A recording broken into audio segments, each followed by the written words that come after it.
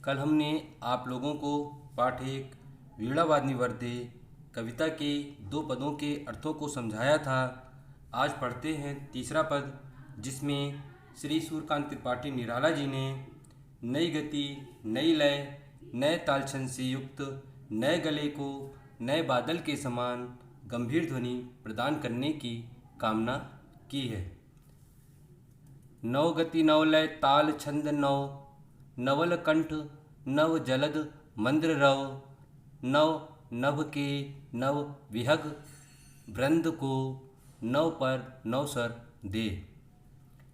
नव गति का अर्थ होता है नव माने नया, गति माने चाल, लय का अर्थ होता है सुर, ताल छंद नव का अर्थ होता है नए ताल छंद से युक्त, नवल का अर्थ होता है नया, कंठ माने स्वर या गला, जलद का अर्थ होता है बादल, मंद्र रव का अर्थ होता है मंद्र का अर्थ होता है गंभीर, रव का अर्थ होता है ध्वनि, नभ का अर्थ होता है आकाश, विहग का अर्थ होता है पक्षी, वृंद का अर्थ होता है समूह, नव पर का अर्थ होता है नई कल्पना या नई सोच, नव स्वर का अर्थ होता है नई आवाज़। अब हम इसके अर्थ को समझेंगे। नव गति नव लय ताल छंद नव, नवल कंठ नव जलद मंद्र रव। नई गति अर्थात नई चाल,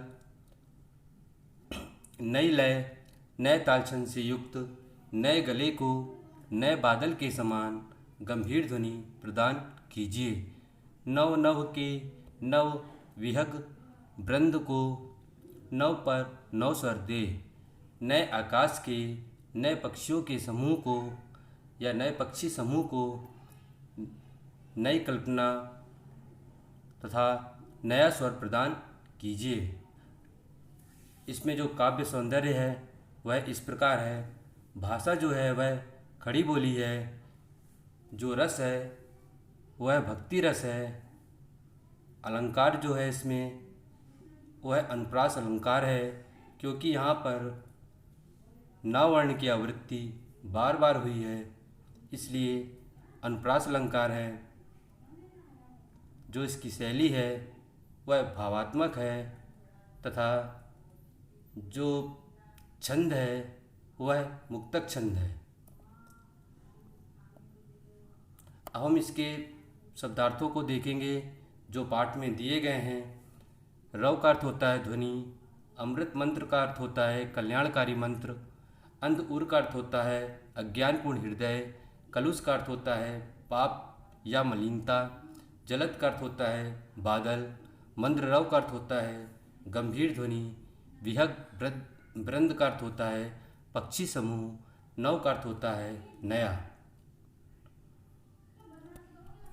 अब हम अर्थ किस प्रकार लिखते हैं, क्योंकि जब पेपर होते हैं तो उसमें संदर्भ सहित अर्थ लिखने को आता है, तो उसके बारे में देखेंगे।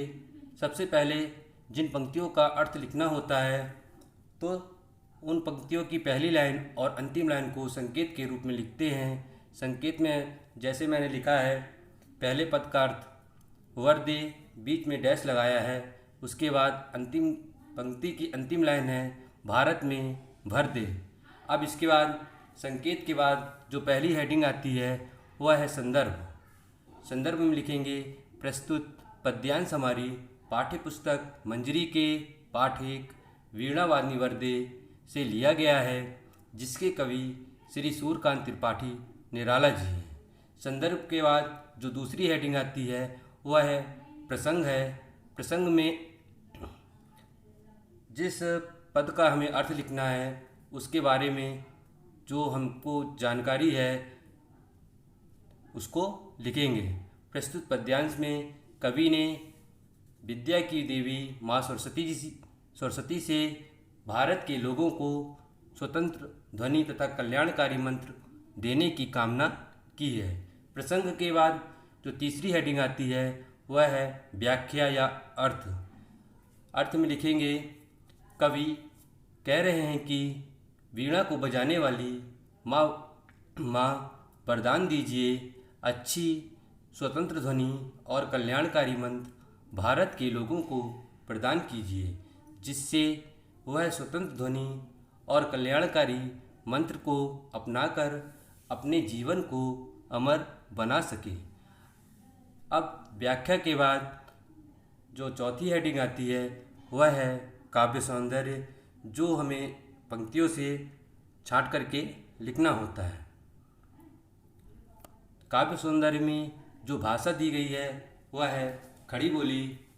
रस भक्ति रस है, क्योंकि यहाँ पर माँ सरस्वती से कवि प्रार्थना कर रहा है, इसलिए यहाँ पर भक्ति रस है। जो अलंकार है वह अनुप्रास अलंकार है, क्योंकि जो इस पंक्ति की पहली लाइन है वह उसमें वरदे वीणा वादनी वरदे वावर्ण की आवृत्ति बार बार हुई है, इसलिए यहाँ पर अनुप्रास अलंकार है। जो छंद है वह मुक्तक छंद है, जिसको हम गीत छंद भी कह सकते हैं। शैली जो है वह भावात्मक शैली है। अब हम पाठ के जो अभ्यास प्रश्न हैं उनको देखेंगे। पहला प्रश्न है, कविता में भारत के लिए कौन सा वरदान मांगा गया है? तो इसका उत्तर है, भारत के लिए अज्ञानता को दूर करने तथा नव चेतना का वरदान मांगा गया है। अब भाषा की बात देखेंगे। भाषा की बात का पहला प्रश्न है, पीताम्बर, चतुरानन, वीणावादनी, गजानन शब्दों में समास बताइए। तो पीताम्बर में पीला है वस्त्र जिसका, अर्थात श्री विष्णु बहुव्रीहि समास है, क्योंकि बहुव्रीहि समास की परिभाषा है जहाँ पर दोनों पद प्रधान न होकर कोई तीसरा पद प्रधान होता है, वहाँ पर बहुव्रीहि समास होता है।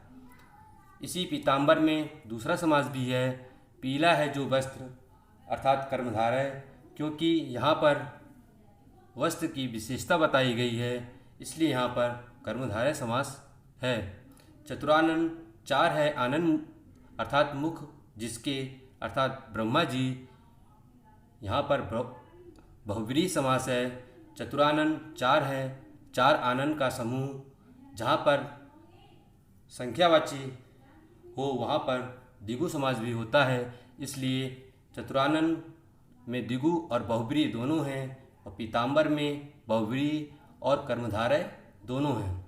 गजानन गज के समान है, मुख जिसका, अर्थात श्री गणेश, यहाँ पर भी बहुव्रीहि समास है, क्योंकि यहाँ पर भी तीसरा पद प्रधान है।